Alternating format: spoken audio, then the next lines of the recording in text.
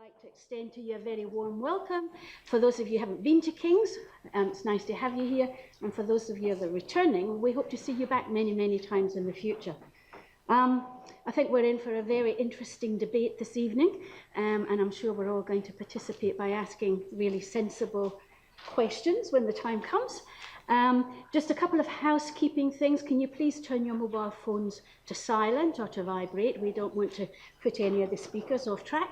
And should the fire alarm go off, it will be real because we don't actually have a planned fire alarm this evening. If it does go off, please follow our student ambassadors, who are the people with the red t-shirts on that say student champions or student ambassadors. So please follow them. We've got one of them standing up just in case you missed them on the way in. Follow them and they'll take you out to the meeting point so that you don't get caught in the rush.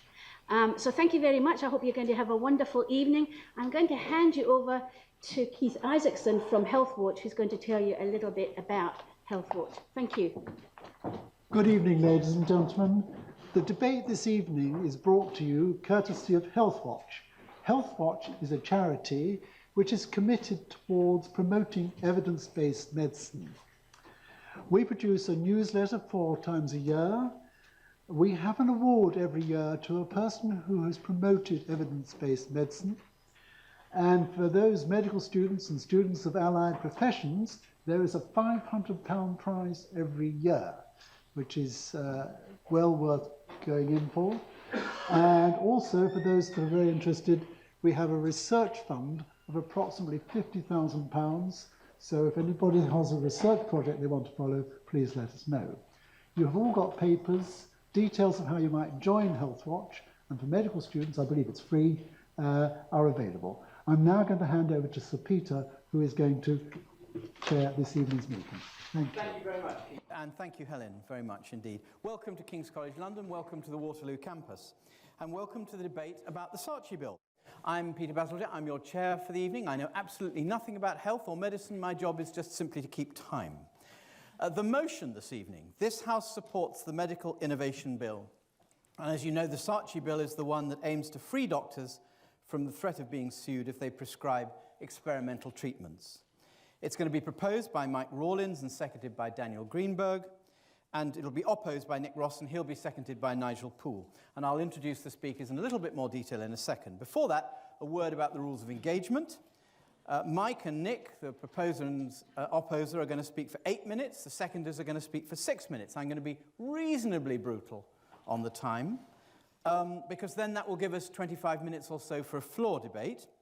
So please prepare your questions and your arguments for and against the motion, because we will come to that after the main speeches.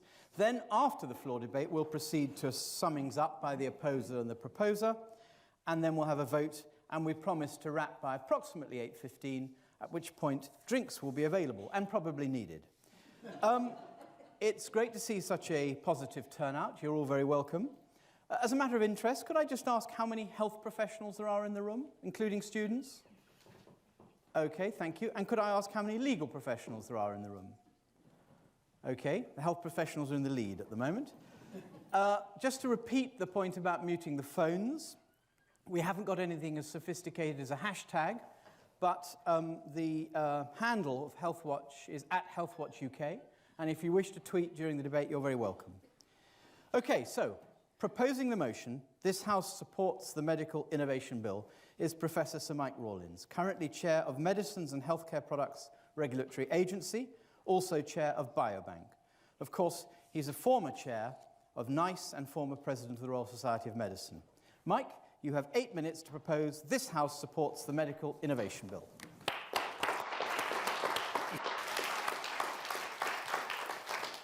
Thank you very much, and good evening to you all. Lord Saatchi's bill, now before the House of Commons, although the Lib Dems have done their usual trick and have stopped it being debated, seeks to allow doctors to do something that they have been doing for generations. If all else fails when caring for a patient, doctors have sometimes tried a new and untested treatment to see if it'll help. I myself have done it, as have many of my colleagues, and sometimes something wonderful happens. Indeed, there are literally dozens of treatments now used in everyday clinical practice whose origins in routine care started in this manner. And the urgency to do this has become greater, not less, with the passage of time. Last week, the New York Times published the story of a woman treated at the Sloan Kettering Hospital in New York for a malignant hematological condition. She'd been treated with various forms of chemotherapy, but to no avail, and she was seriously ill. But the team looking after her, and you should remember that she was in one of the world's most famous cancer hospitals, where diagnostic tests can be carried out that are unavailable in most other similar institutions, discovered that her gene, her tumour, expressed the mutant form of what's known as the BRAF gene, a gene responsible for the production of a protein that normally controls cell growth. The product of the mutant form of the BRAF gene fails to do so. The BRAF gene is present in about 50% of patients with melanoma, and there are 2 recently licensed treatments that suppress the mutant BRAF gene in malignant melanoma. The BRAF mutation had not previously been seen in malignancies of white blood cells and is not licensed for this indication, but the patient's doctors, with her permission, gave it to her with dramatic beneficial results. The point I'm trying to make here is that as we gain greater knowledge of tumour genetics, we will find abnormalities in other forms of malignancies that need to be approached in similar ways. Indeed, these so-called basket trials, rather than unfortunate terminology, but the Americans don't know about basket cases, are starting to be, believe it or not, are starting to be used by oncologists in the US who have access to sophisticated genetic tumour analysis, a classic use of the provisions of the Saatchi Bill. Now, when Maurice Saatchi first told me about this bill, I had reservations. Firstly, I didn't think it was necessary. I thought I already had powers under Section 9 of the Medicines Act to do what he was proposing.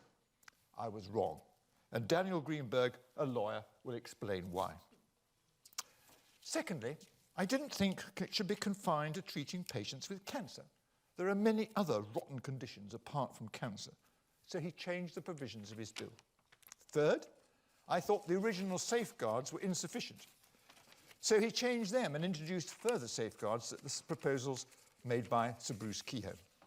Finally, I felt it was also important that the results of using the provisions in the Saatchi Bill should be placed in the public domain so that other doctors treating other patients could learn something from the experience. Oxford University have agreed to set up a register precisely to do this.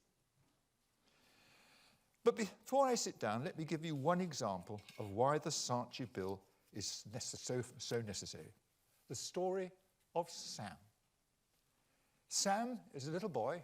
Well, he's 12 now. He lives in the United States, and he suffers from Dravet's disease, the Dravet syndrome, a very rare pediatric condition associated with convulsions. And he was having 40 fits a day, mainly myoclonic and absence seizures.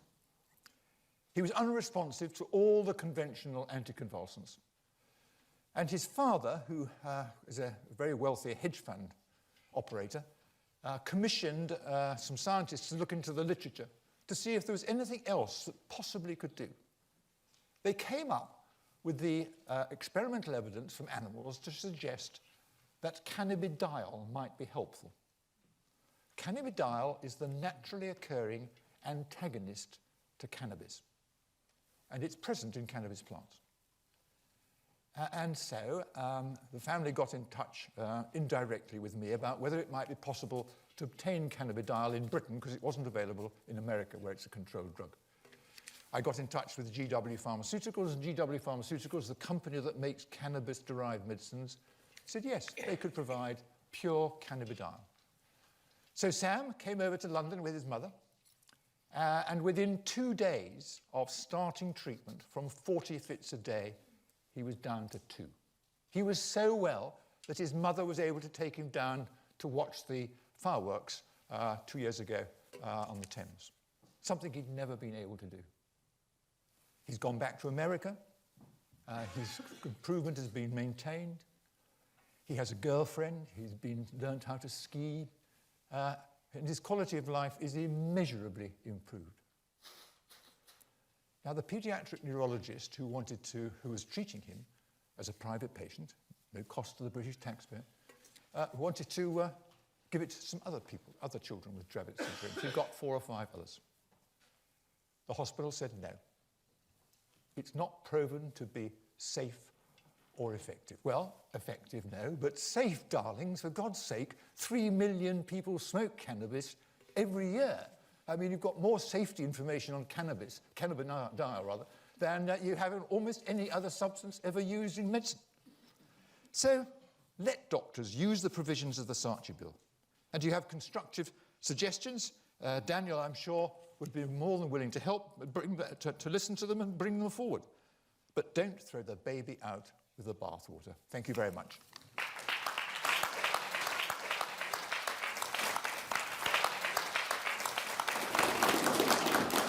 If I may say so, admirably succinct. And now I'm delighted to introduce Nick Ross to oppose the motion. Nick, as you know, is a distinguished BBC journalist, having worked in Northern Ireland for the BBC, having worked on The World at One, BBC Breakfast and Crime Watch, amongst others. He's also a health campaigner, the founding president of Health Watch, a trustee of medical charities, and has served on several government health care committees. Nick, you have 8 minutes to oppose the motion and the bill. Thank you. I'll start very quickly. Thank you very much. I've only actually once before debated it with the King's College London. I was hoping for a repeat performance tonight. On that occasion, many years ago, I was representing Queen's University Belfast, and one of our speakers so savaged King's that they sought to withdraw their motion halfway through the debate. But our lead speaker, a man called Brendan Keane, had been up all night writing his speech, and he said, "Mr. Speaker, is it in order for Kings to withdraw before Queens have reached their climax?" I had hoped that Mike might have withdrawn his support before we reach the climax of this debate tonight, because Mike is something of a hero figure to me. He is a fabulously good, well, he's a pharmacologist by background. He's a marvellous man in healthcare. We agree on almost everything. But we don't agree on this. I think his original instincts about this bill were correct, and somehow he's been led astray. And I rather thought his example of Sam actually getting that treatment rather proves the point. I too tried to make this bill work. I met Lord Saatchi at the House of Lords. He invited me there. I rather liked him. We sort of got on.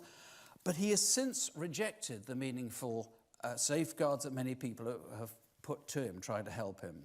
Frankly, I've come to the conclusion this is the salesman who made millions advertising cigarettes and who now believes his own message so profoundly that he tells us he's going to cure cancer. He implies that we who oppose the bill will be responsible for killing patients and killing their hopes. I'm not exaggerating. This is what he has said. Now, he may be sincere, but sadly he and many of his supporters have, like charlatans throughout history, raised false hopes, as well as vilifying those who oppose them.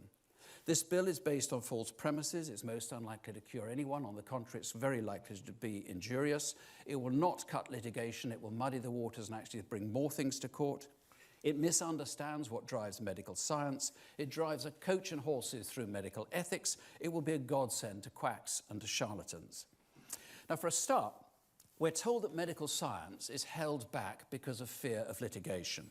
Now, this rather skates over the fact that the United Kingdom ranks second only to the US in medical breakthroughs.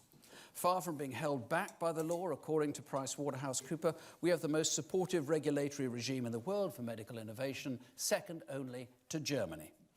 Lord Saatchi says, as matters stand, people with terminal cancer can receive only the endless repetition of failed experiments. On the contrary, the Office of National Statistics reported last year rapid and systematic improvements across a wide range of cancers. Cancer Research UK just recently reported dramatic improvements in cancer survival. I quote, "New figures show great progress in the diagnosis and treatment of cancer over the last 4 decades, increasingly accelerating in recent years." Now, it's true that the NHS hemorrhages some £1.6 billion a year in litigation, claims for negligence. And ambulance-chasing lawyers are a menace, and I'd like to do away with them. There are ways to solve that, but this bill doesn't do it. Not one penny of those 1.6 billion claims a year against the NHS are because of innovation. Don't take my word for it. Listen to the NHS litigation authority that has to pay for the claims and says none of them, not one of them, would be affected. Sir Robert Francis, QC, author of the Mid-Staffs Inquiries and chair of the review on the NHS whistleblowing issues, dismisses the bill as, and I quote, based on the fundamental misapprehension that the law of negligence inhibits genuine and responsible innovative treatment. Backed by another leading figure, Professor Ian Kennedy, he says the law of negligence does not prevent responsible innovation, and it never has. Not only that, he says, for all its good intentions, the bill is actually dangerous for patients because it proposes safeguards which are illusory and may give free rein to mavericks peddling dangerous remedies to vulnerable and desperate people. The Doctors' Legal Defenders, that's the MDU, the Medical Defence Union, the Medical Protection Society, the very people who should welcome this bill because it protects their members, they too have come out against it. My learned colleague Nigel Poole will explain why the bill will create far more legal problems, not fewer. Now, I'm going to concentrate on something that a colleague of mine, Professor Mike Baum, has pointed out, that this bill confuses innovation with improvisation. Doctors are almost always managing uncertainty. Patients with comorbidities, crises in surgery that aren't covered in the textbooks, and prescribing drugs off-label is perfectly routine. With children, almost all the time, because a lot of the drugs haven't been tested on children. It's not something doctors can't do, it's something doctors routinely do. And if some don't understand what freedoms they have, this is not a reason to have primary legislation, it's a reason to give them a little bit more training. Improvisation, though, isn't science, and only non-scientists could believe that this is how medical breakthroughs are routinely made. Yes, science can be slow, science can be laborious, and that's because it is methodical, it is systematic, it's not a bodge. Uncoordinated trial and error on individual patients will never cure cancer. And frankly, even if it did, we'd never know because these aren't controlled conditions. It's a false promise. It also naively assumes that innovation is a good thing, which is cruelly deceiving. Ask Stevie Wonder. He was blinded by the clever idea of helping premature babies breathe better by giving them oxygen. An innovation certainly, but because it wasn't tested systematically, it blinded thousands, perhaps tens of thousands of babies. Or take Dr. Spock, not the actor Leonard Nimoy, who died last week, but the rather less logical Benjamin Spock, whose best-selling book Baby and Child Care told people that babies should be laying on their stomachs so they wouldn't choke if they were sick. It was an interesting innovation and well-meaning advice based on anecdote alone. It led to a calamitous rise in cot deaths, making this avuncular pediatrician perhaps one of the greatest killers of children since Hitler and Stalin. There's a long roll call of dishonor where lack of systematic science did harm. Andrew Wakefield and his lethal and stupid theory about vaccinations, still harming children in the US. The novel but silly ideas, it turns out, of giving corticosteroids to people with serious head injuries, or using albumin for serious burns, or for that matter, giving thalidomide to pregnant women. Not everyone can be cured, but everyone can be harmed. And there's no requirement to register the outcomes. You'll hear a lot of talk about things being, Oxford going to be taking things on board and writing them down. There is no requirement in the bill for that. So we'll never know if we've just had a lucky break if somebody recovers or if your innovation is actually doing harm. Bear in mind, the bill too is not just for dying and it's not just about cancer. It sweeps away protections for patients in every single area of medicine with the sole exception, including children, the sole exception of cosmetics. Never forget that medicine is big business, and never forget there are hundreds and thousands of quacks and mavericks, even with medical degrees. By all means, let's have an inquiry into innovation. We can speed up medical science, perhaps, and encourage doctors to be less conservative. But this isn't it. And don't believe the bill is safe now it's been through the Lords. I'm going to give you one final quote. This bill will encourage irresponsible experimentation. It will make it much easier for a renegade doctor to prey on vulnerable patients. It makes doctors vulnerable to pressure from pharmaceutical companies to try out untested and unsafe drugs on their patients. The authors, Peter Walsh of Action Against Medical Accidents, Jeremy Taylor of National Voices, the charity which represents all or almost all of the big medical research charities, and Catherine Murphy of the Patients Association. That's why the Lib Dems voted against it, or stopped it without a further debate. That's why it's opposed by many MPs, including the chair of the All-Party Committee on Cancer, and Sarah Wollaston, chair of the Health Select Committee, who's a Conservative, incidentally. That's why the Welsh Assembly unanimously rejected the bill, and that's why I urge you to reject it too. Thank you.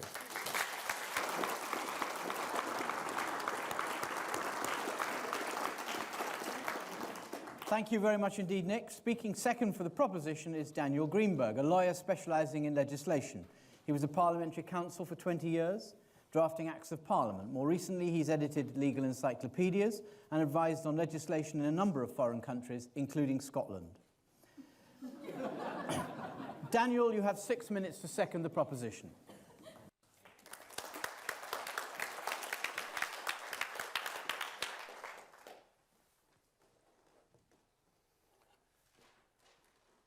This bill is going to happen sooner or later in some form or another because patients now know that there is an alternative to the litigation lottery.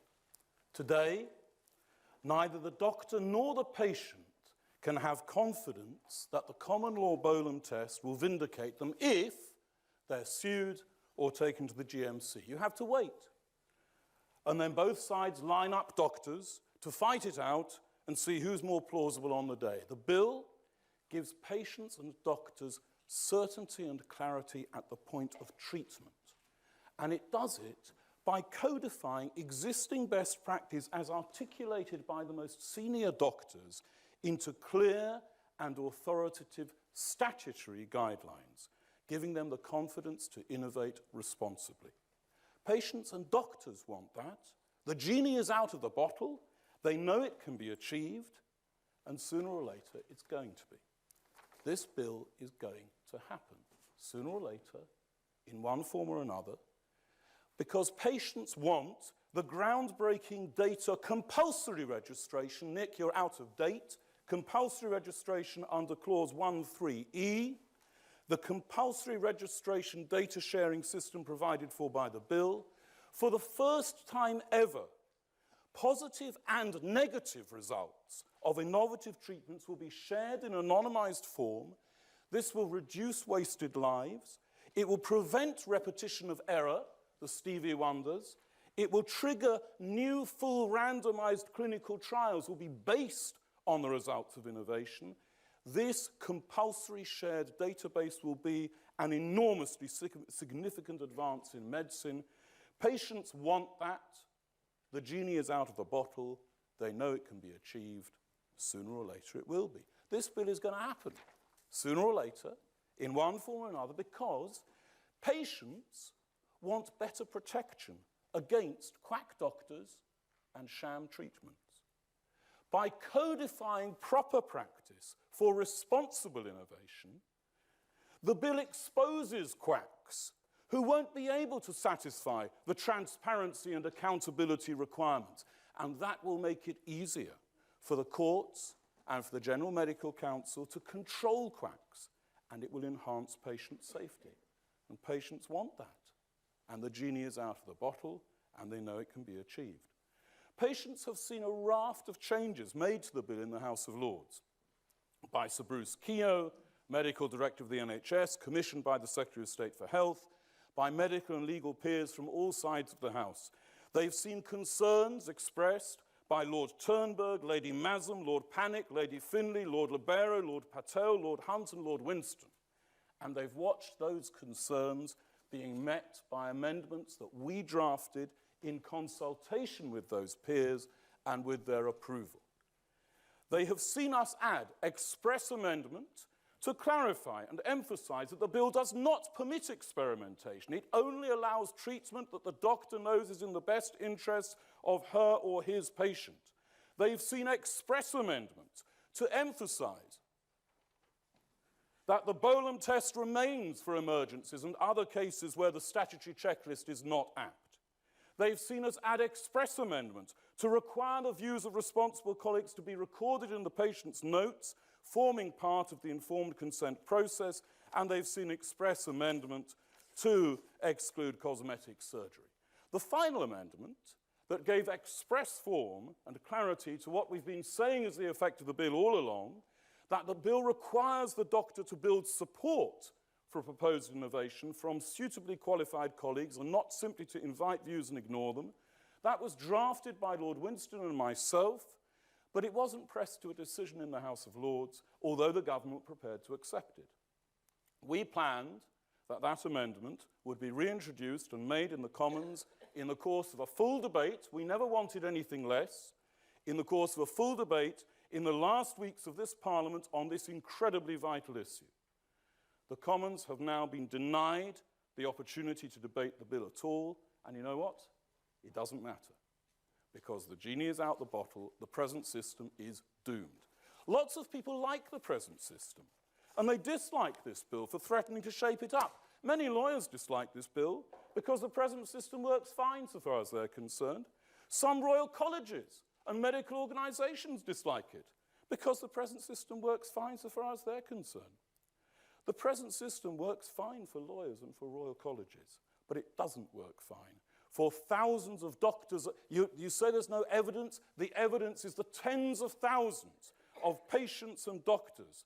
The frontline doctors on the front line of an increasingly risk-averse NHS facing soaring litigation costs not arising out of innovation, but affecting attitudes to innovation.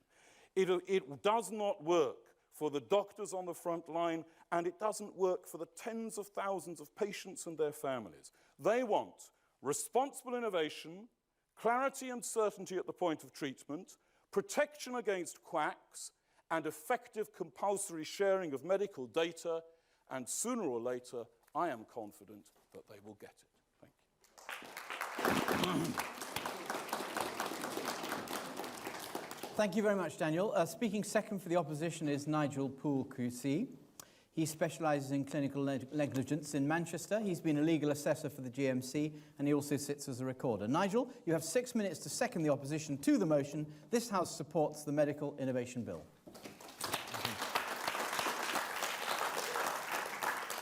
Well, I hope you've all read the bill. If you have, you'll see that apparently the best way of promoting responsible medical innovation is to prevent doctors being held accountable to their patients for their negligence. Who'd have thought it? Well, before Lord Saatchi, nobody.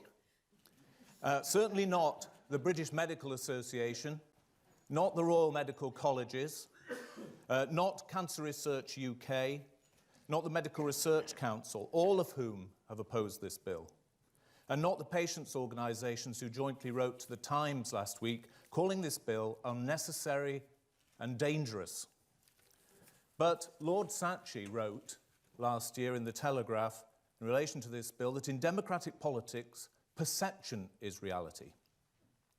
And he has used all his wealth, power and influence, all his expertise in PR and advertising to create and maintain the perception that this bill is urgently needed, that it is an unequivocal force for good, and that it has mass support. Well, had he paid more attention to reality, he would have noticed that the opposition to his bill is not directed at the fine detail, but at its core principle, at its heart.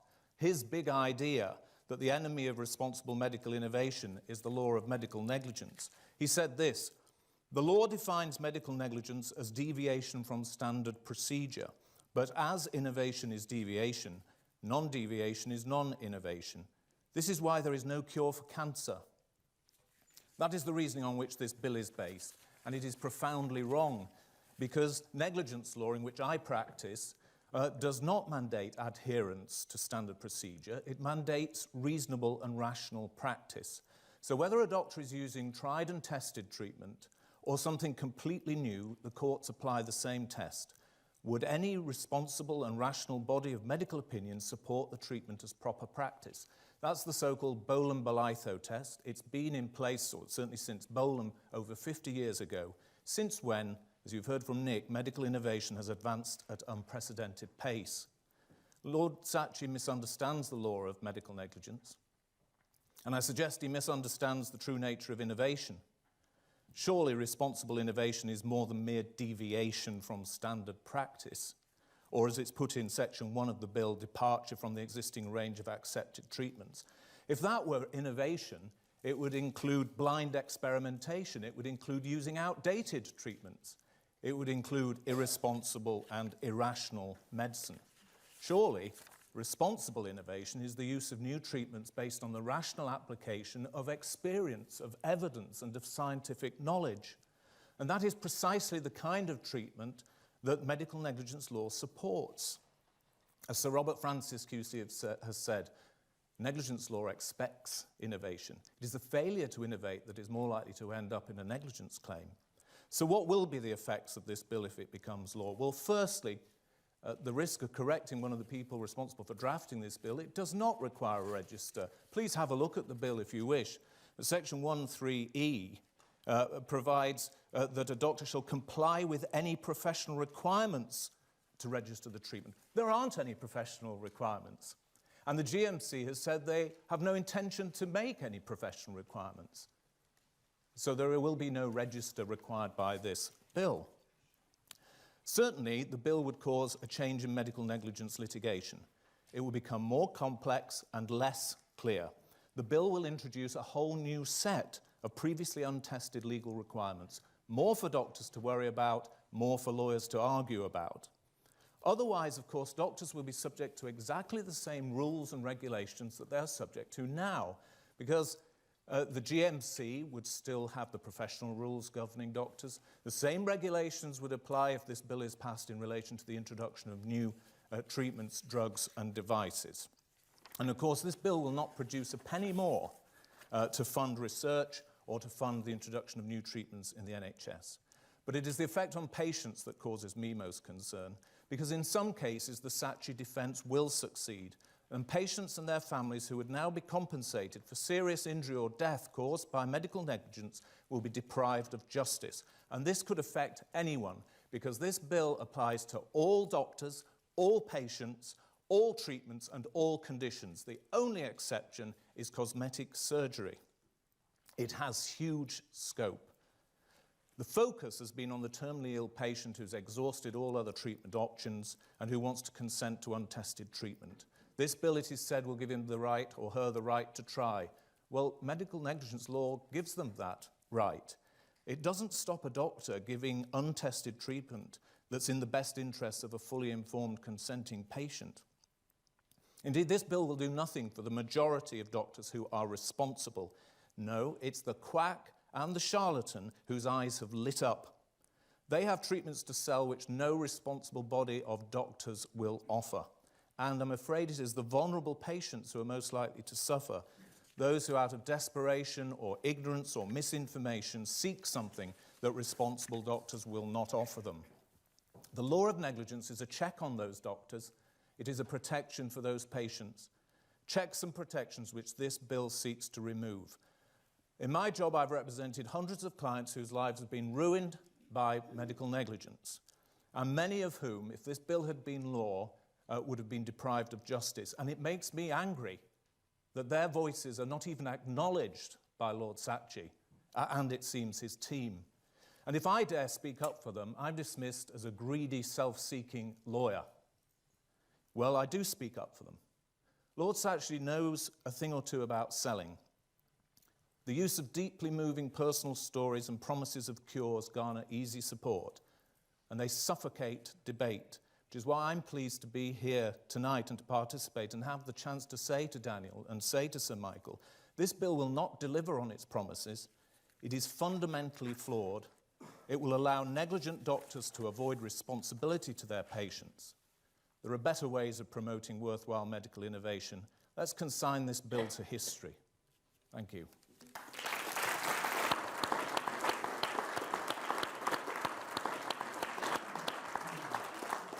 Thank you very much, Nigel. I'd like to thank all the speakers for being so incredibly disciplined and in a very fair way sticking to their time, which enables us to have a half-an-hour floor debate, which is great.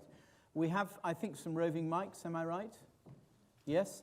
The way I'm going to do this is I'm going to ask for speeches for the motion and speeches against the motion.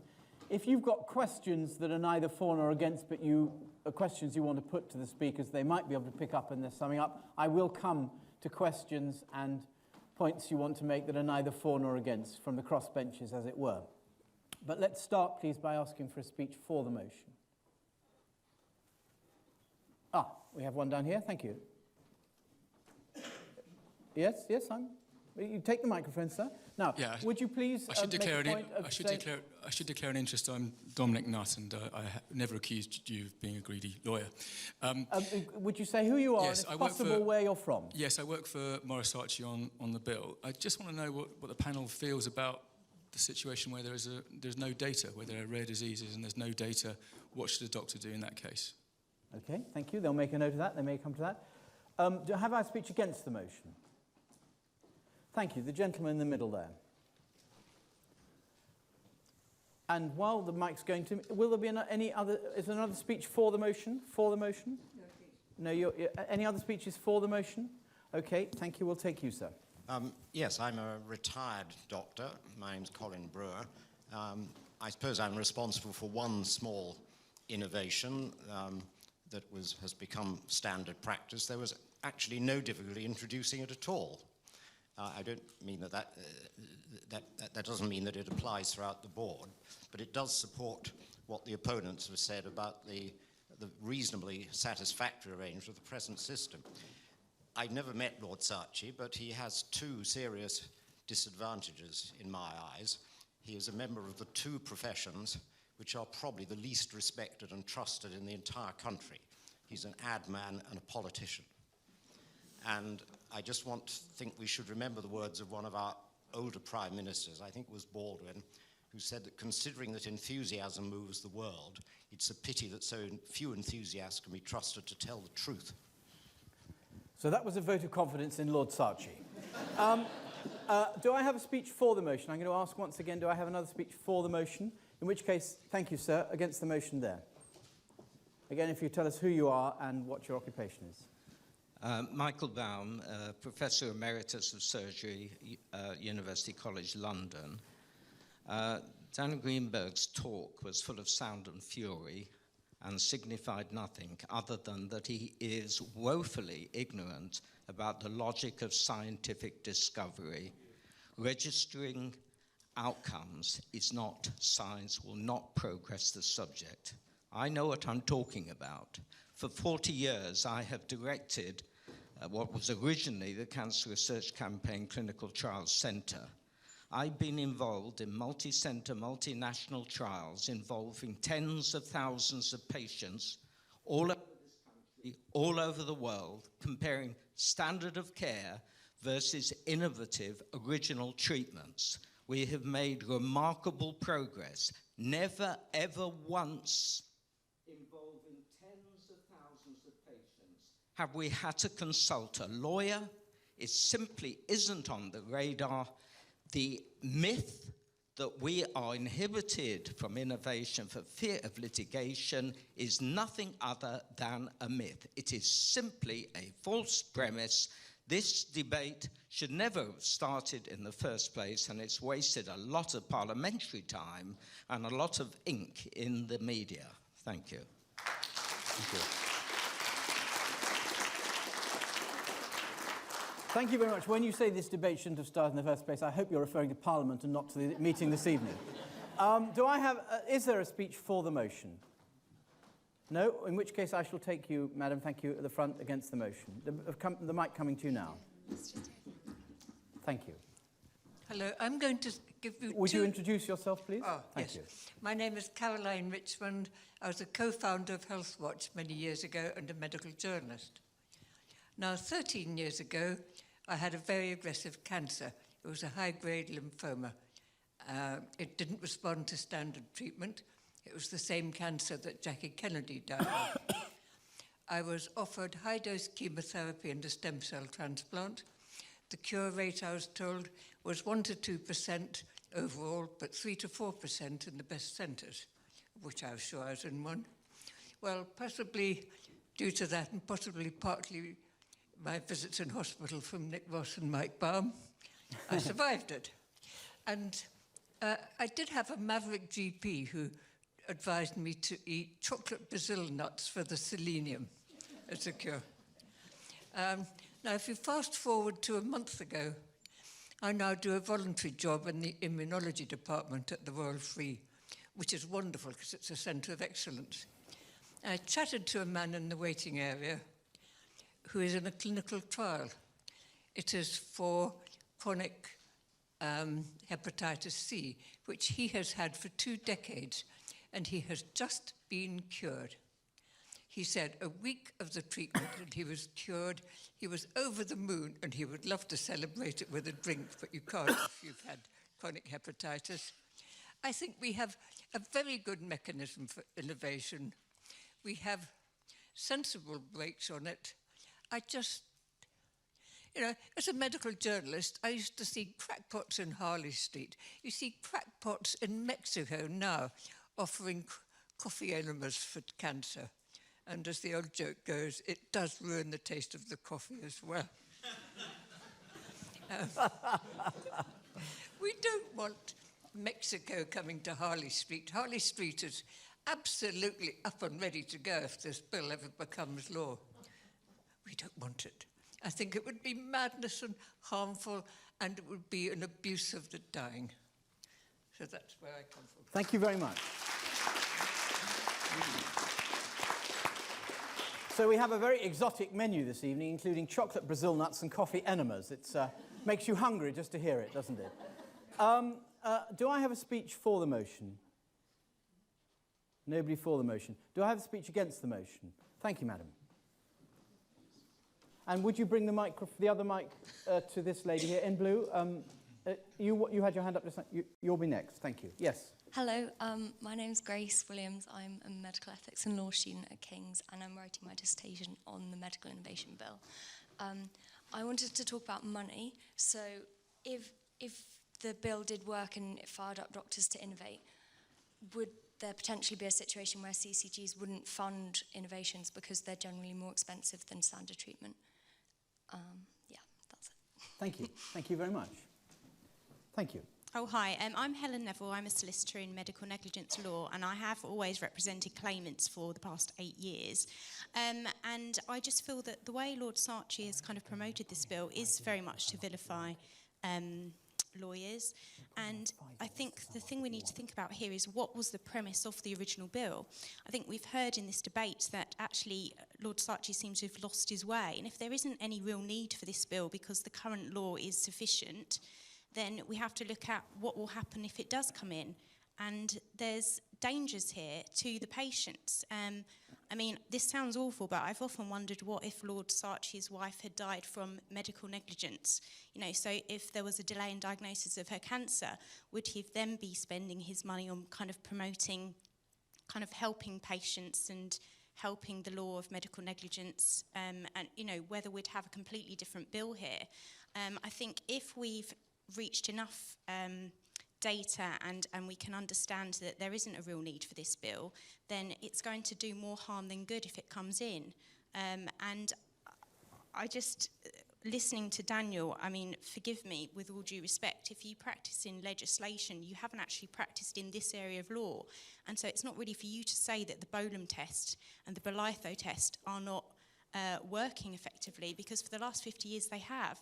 And I actually have never, in my whole 8 years, myself had a case, or any of my colleagues had a case, where we've criticised a doctor for medical innovation. And in actual fact, one of my clients, I can't go into too much detail because of patient confidentiality, but he had rectal cancer, and there was part of his treatment which was quite innovative in that the professor who did the operation, it's never really been performed before, and we were not criticising that whatsoever, and I don't think anyone ever would. And I just think that demonstrates that, from what we've certainly heard tonight, that the bill is not warranted, and in fact it would put patients at more danger of rogue doctors, maverick doctors.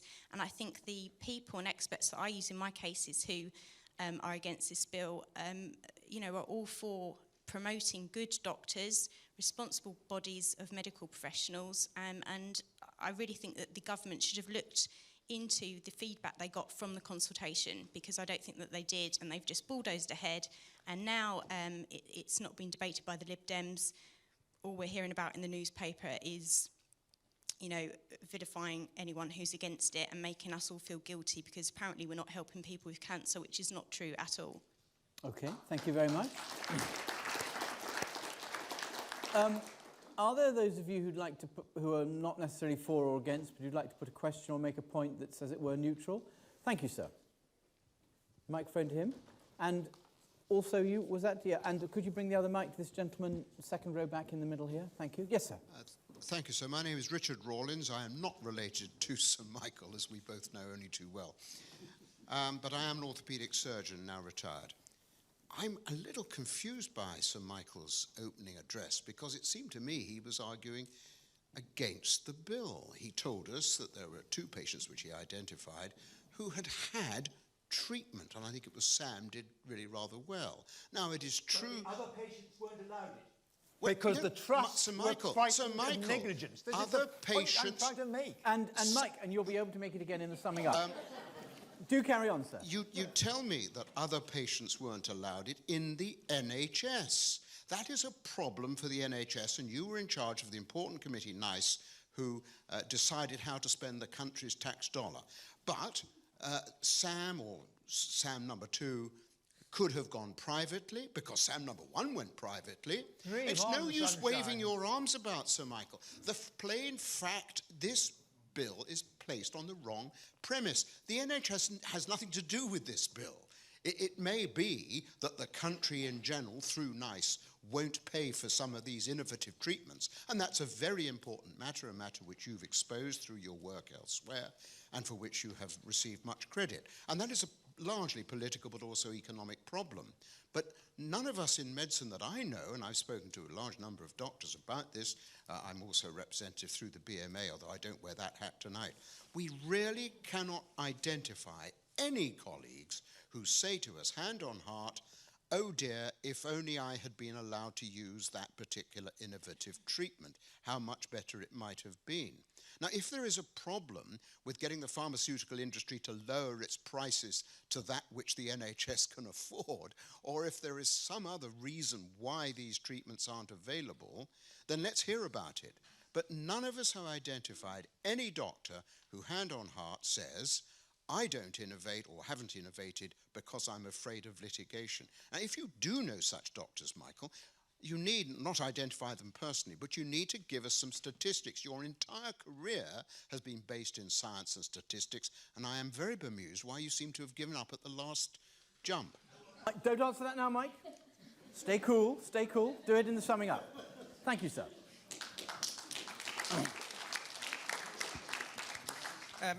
James Lindsay, I'm a gastroenterologist at Barts Health, and I'm involved in clinical trials. And I had a very similar point, really. To my mind, both the drug scenarios that you mentioned, the patients, the issue was not the fact that the doctors couldn't give the drugs, it was a financial issue as to why they couldn't be received. Both are licensed products, both could be prescribed off license for a patient if it went through an appropriate Drugs and Therapeutics Committee. And so I wonder whether both sides could address the financial implications of the bill and whether the issue is not so much the legality of prescribing, but the importance of ensuring appropriate finance. Thank you.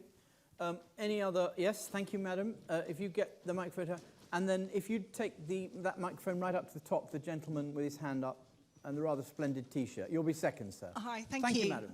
I'm Suzanne White. I'm a claimant lawyer as well. Sorry, could you repeat who you are? Suzanne White. I'm a claimant lawyer as well. Thank you. Just to ask Daniel and Sir Michael, this bill is all about helping doctors innovate. But the BMA, the MPS, the MDU, the Royal Colleges of Pathologists, the Royal Colleges of Radiologists, 100 consultants and professors of oncology wrote to the Times to say that this bill is dangerous for patients. There's an editorial in the Lancet Oncology to say that it undermines the Hippocratic Oath and it's potentially harmful. If this is a bill about helping doctors, how can that happen if they don't want it? If you could bring that mic down to the gentleman here in the purple sweater, the rather fetching purple sweater. Thank you, sir. Thank you very much. My name is Malcolm Mackenzie. I'm an A&E consultant. Apologies for my attire. I've been at work where I wear scrubs. It's a pleasure and honour to be among such colleagues who've done so much for medical innovation over the years. I want specifically to address a point which actually Dominic Nutt raised about what do you do when there's no data. We've already had very good arguments from people saying, you know, we take a large volume of patients, we look at tens of thousands of patients in order to make our decisions. In that case, when you have no data, forgive me for telling an anecdote because unfortunately a lot of this argument has been about that rather than scientific discussion. I saw a patient a few months ago who was about to die, and we tried a new treatment on them. It had never been used before, and that patient survived. What we did was wrote up that paper. That is now evidence which we have. The question of what do you do when there's no data is non-existent, and at no point when we gave that drug to a patient, and I had no time to consult a colleague whether this was the right thing. We gave it, and it worked, fortunately for me, but I wouldn't have worried if it hadn't. At no point was I concerned that I would be exposed for any problem of negligence. It's done in their best interest, and I think we can therefore be reliant that the system of Bolam and Bolitho is robust, and that the discussion of this is not relevant. You've already got the freedom to innovate. Yes, I believe I have. You need the bill. I've innovated. You don't think you need the bill. Thank you. Yes, sir. Thank you. Thank you very much. My wife will be delighted that I'm... Excuse me, sir, I'm just going to interrupt. Could you take that microphone? Could you put your hand up again, madam? Take that microphone to the lady there. You'll be next. Thank you, sir. My wife will be delighted that I'm wearing a fetching purple sweater. Now, I'm not sure that mic's actually functioning, or is it not close enough to your mouth? Can you hear me now? It's brilliant. Now we can. Thanks. Thank you. My wife will be absolutely delighted that I'm wearing a fetching purple sweater. But I'm Pete Feldschreiber. I'm a barrister and a physician. Mike actually calls me a maverick barrister and a maverick lawyer and a maverick doctor as well. But the question I want to ask is, Mr. Greenberg, you talked about the present system and focused really on the law of negligence. There are two other legal frameworks that need to be considered in the context of this bill. That is Consumer Protection, the Product Liability Act, and also the regulatory framework. Both of those acts are extremely important in that they will endorse the data on quality, safety, and efficacy, and the benefit risk of new innovative medicines. And Mike is in charge of the organization that does that. How can you possibly have a bill which deliberately ignores those two frameworks? I think it's extremely dangerous, and it opens a Pandora's box for medicines of poor quality, unassessed safety and efficacy, and unassessed benefit of risk. We are in danger of very, very serious public health problems with drugs that could have the same dangers of thalidomide if benefit risk is not properly assessed. Thank you. Thank you very much. Madam. My name is Jane Ridley. I'm a therapist, and perhaps because of that, I want to raise a very different issue, which seems to me to be being avoided in this whole meeting. That is, where all acceptable treatments have failed, and there seems to be an inevitability that this person is into a terminal phase, then what needs to be happening is that the person and family members need to be helped to understand the process, to learn to grieve about it, to do whatever preparation may be necessary. Where it's a young person, quite often there are financial issues, there are things they may still need to do. There's a great deal of work, creative work, which can be done towards the end of a person's life, regardless of their age, which is currently being avoided by seeking yet more and more medical treatments. Much indeed. Will you bring that mic to the lady over here, please, on the aisle? Where's the next? We've got another 5 minutes for points from the floor. Where will the next one be? Is there another one? Yes. There's a lady. Thank you. I'll come to you, sir. There's a lady there. Take the mic to her, please. I will come to you. Thank you very much. Susan Bewley, Health Watch. One point and one question. I'd like to follow up what was just said, because I have found myself very upset about a particular little issue, but I think it's maybe at the heart of this, which is something to do with the kindness in the moment that's absolutely necessary when people receive appalling bad news at 5:32 on that day that Morris actually received it. And I've wondered how hurt he was and how with all his power and strength and money, he wasn't able to save his wife, whether something else is going on. And to find that the oncologist who treated his wife was one of the 100 oncologists who signed the paper, who didn't breach any confidentiality, but Maurice Sacchi then said one of the oncologists was on that list, made me think that we have to deal in our own profession very carefully with the potential absence of kindness being positive cruelty, because the only person who'd have known that name was Maurice Sacchi, and a doctor signed it knowing that that would be there. And of course, if you know that you're the person that a whole bill, a whole thing is going on about, and you are publicly, without your name, being told that you're the cruelest, unkindest, useless tormentor and torturer, you know, you might be upset, but you should not put your name on that bill, because the only person it would hurt was that widower. So I, am very opposed to this bill, I'm very concerned about the hurt and the unkindness that, you know, we sometimes mistakenly, doctors who want to help, sometimes do. My question, though, is to Daniel Greenberg, because it wasn't answered. Like many questions, it will be to the team, because I have emailed the team, because I'm in an area I reported, because like this doctor over here... Could you come to the question, please? Yep, Thank I you. reported the first maternal death from IVF. We have over-innovation in certain parts of medicine that is positively dangerous, that's damaging to mothers and babies and producing a lot of new Stevie Wonders, premature babies that are damaged. And I've asked, and the email was not replied to, about where there are areas of medicine where we've got too much innovation. OK, the point is noted and may well be answered. If you take the microphone of that gentleman there, you'll be second, sir. Thank you, madam. Hello, my name is Sophia Hart. I'm a member of Health Watch and also with Stop the Saatchi Bill campaign. I'd just like to make a couple of points. I'm sorry, you're supporting the bill, did you say? No, we've been opposing the bill. OK, thank you. And obviously none of us really see why we actually need to be here today. We don't see why this debate, these questions weren't actually had a long time ago, and the responses to the consultation weren't listened to, and this was all dealt with appropriately at that point. The consultation itself, as doctors here have actually already said, doctors don't want this bill. No doctor has been, no responsible organisation for doctors has actually stated that they want the bill. The BMA represents 153,000 doctors, I believe. They don't want the bill. All of the Royal Colleges who've responded are all against the bill. All of these doctors and their legal representation unions do not want this bill because they, as people have stated, the law itself is actually very robust. It does permit innovation. The law stated by Lord Saatchi in the House of Lords is completely inaccurate. He's referring to Bolam in an inaccurate way anyway. And he's also completely missing off Belitho and the test itself in the robustness of the law.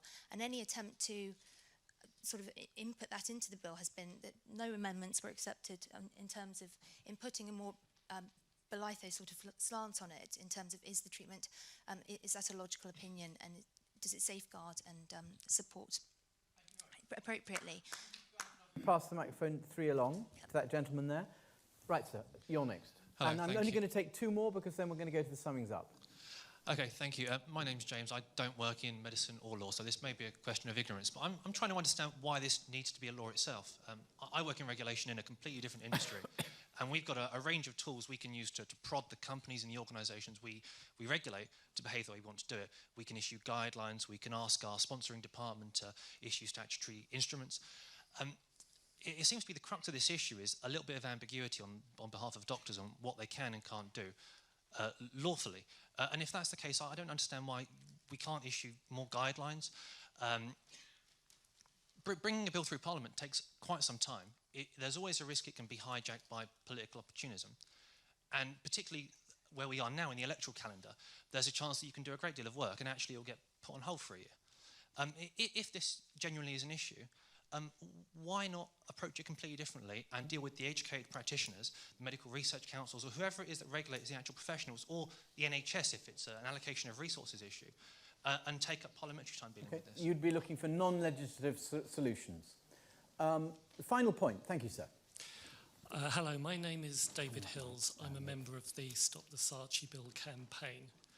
I'd like to ask a question, if I may. Lord Saatchi, in the Daily Telegraph on the 24th of January, wrote, "All honest opposition to the bill has now been met." Do you feel that this is an accurate assessment of the situation as it stands at the moment? Yes. Okay. There'll be one or two people in the audience who'd have an opinion on that, judging by the floor debate. Can I thank you all very, very much for your contribution?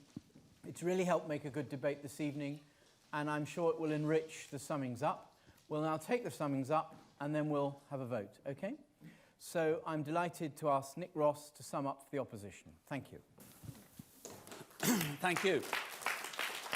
I mean, Nigel and I have been sitting here rather perplexed because neither side knew when we walked in here whether one or other was going to be met with a wall of opposition.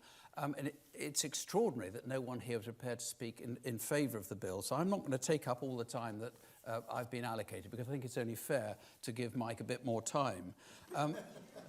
Sorry, I didn't mean that facetiously, and I wasn't trying to make a cheap crack. There are obviously real passions, and you've heard them from the Pro-Saatchi campaign. A lot of people do feel very, very passionately that something new is needed here. And maybe that's because, as Susan Bewley says, that we're not always sensitive enough.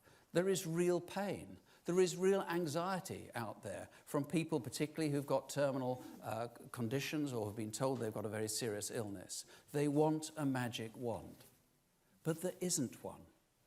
Scientific progress doesn't work like that. If only it did, we would grasp it. An Act of Parliament will not cure cancer. Daniel says that this bill will happen one way or another. Well, maybe we do need to look at how we can speed up innovation. I agree, though, it won't take primary legislation. I don't think that's what's going to happen. I'm not going to rehearse again the great list of people who are opposing this, but I will say that there has been a certain amount of talking loose and fast about who supports the bill. We were told it had gone out to public consultation. We're told that repeatedly by the Saatchi campaign. What we're not told is that when it went out to the official consultation, only 22% were in support. We are told all sorts of times that all sorts of people are in support of the bill when they're not. We've heard tonight about Lord Winston and Lord Turnberg. Well, I know Les Turnberg and I know Robert Winston. I've spoken to them both. They are not in favour of the bill, nor are many of the others who we are told are in favour. I'm really concerned about the extent to which this has become an emotional rather than a rational thing. Maurice Saatchi grieves for his dead wife. He's angry with the medical profession. I'm not sure whether he's motivated by grief or anger or self-belief or not. But I do know that the road to hell is paved with good intentions. I'm really concerned about some of the things, particularly Maurice has said, but many of his supporters as well, in a very emotional way, that people like me, and I'm not a lawyer, I'm not a doctor, I've no vested interest in this, I just think the bill is wrong. But people like me have handed down a death sentence to cancer patients. He says that defeating this will haunt us. I really don't believe that's true. But if we do defeat the bill, I think we've got to have a great deal of honesty about the fact we need more sensitivity about those who are hurt because the bill will fail. And we've got to do as much as we can to convince them that medicine is making advances, which indeed it is. Mike, it can be 6 minutes if you want. 6 minutes if you want. So, Mike, now to sum up for the proposition. Well, there are a number of points that have been made this evening. The most unpleasant point came from Professor Baum, who accused Maurice Saatchi inappropriately because he was an advertising and a politician. Now, there's been too much of that around the place. There was an article in the BMJ talking about he was a man with deep pockets. This is nothing to do with it. And I resent bitterly, more than anything else actually, the comments, the personal comments about Maurice Saatchi. Shut up, you've had your say and you got applause from it, so shut up. You've had your turn. Now the second thing... Well, let him continue with his summing up, please. Well, You talked about him being he had an advertising man and a politician. Michael Bohm.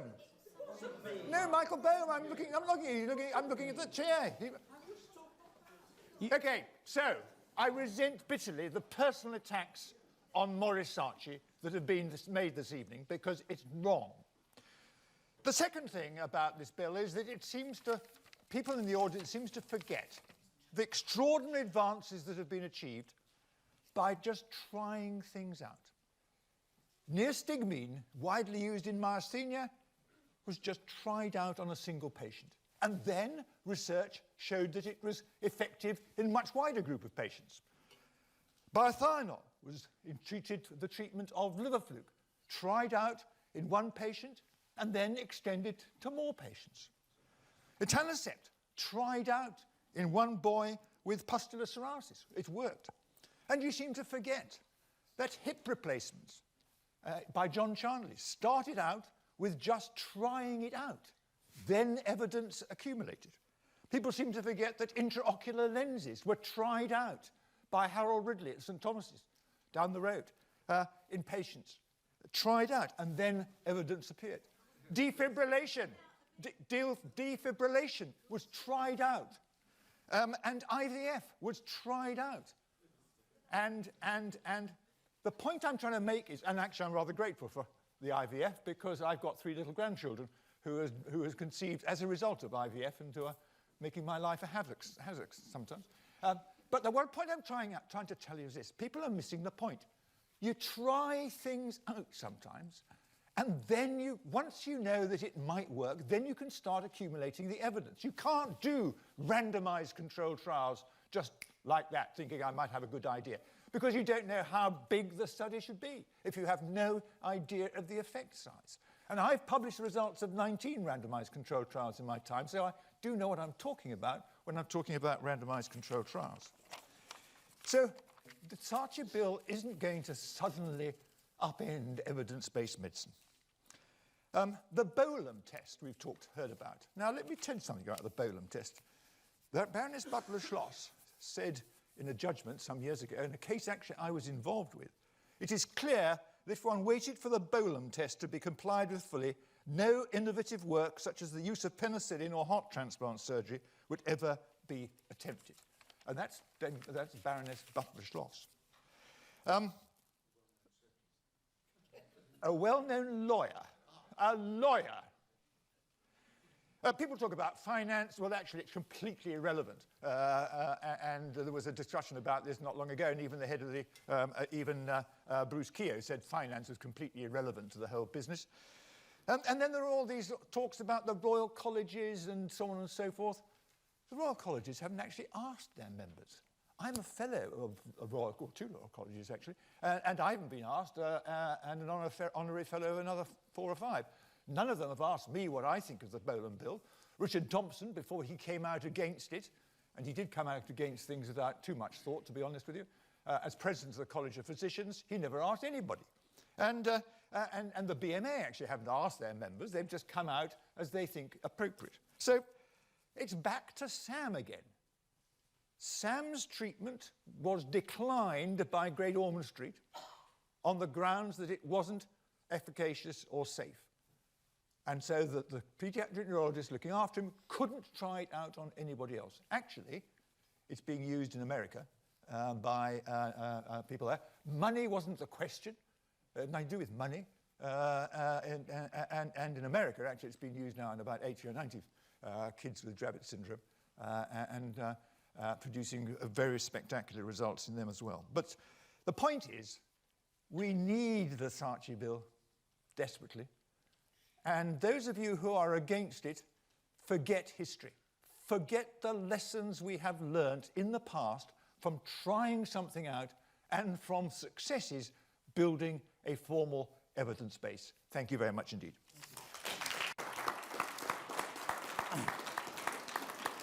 So just on a point of information, the point about Lord Saatchi being an ad man and a politician was made by your namesake, Mr. Rawlins. I don't think we should get too... by you, I'm sorry, by the gentleman behind you. No, don't get too upset. It was the gentleman behind. But the point I'm making is that Mike was answering the point. He misapplied it once, I misapplied it once. Accept my apologies, all right? But his answer was valid to you. And let's not go to exercise it was applied to the wrong speaker, because actually that is not what we're here to debate this evening. So let's just calm down and move on to a vote on the motion. Thank you. The motion is, this House supports the Medical Innovation Bill. Okay, this House supports the Medical Innovation Bill. I'm going to ask Deborah and Keith to be tellers, and I would like those in favour of the motion, please, to raise a hand. Got one, two over here. 3. Okay, you've got that? I would like those against the motion, please, to raise a hand.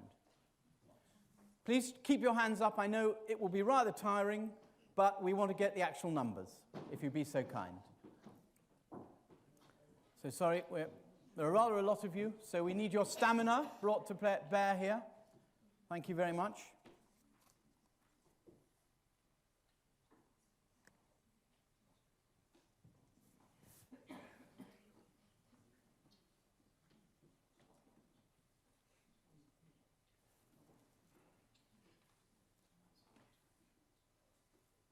I will ask them. Yeah, that's right. Don't hang on. You're going to put your numbers together. Did you count the 2 behind you? Yes. Fine. Thank you. And right, you can put your hands down now. I do apologise for the discomfort. Could you now please tell me if there are any abstainers, any abstentions? I will count that. 1, 2, 3, 4, 5, 6, 7, 8, 9, 10, 11, 12, 13. 13 abstentions. Thank you. Right, would you like to come and whisper to me the number you have, please? Tell us. 90. Fine. Right. Rather like the Eurovision Song Contest, the results are in. And the motion, I'll remind you, was this House supports the Medical Innovation Bill. They voted in favour of the motion, 3. They voted against the motion, 90, and there were 13 abstentions. I'd like to thank you all very much for taking part in the debate. I'd also like to thank Healthwatch for organising the debate and King's College for hosting the debate this evening. And I'd also like to thank all the speakers. I'd like you to thank them, but before you do, when you thank them with some applause, will you please thank our student helpers and our technicians who've looked after us this evening. So I think a general round of applause, thanks to the speakers and those who looked after us.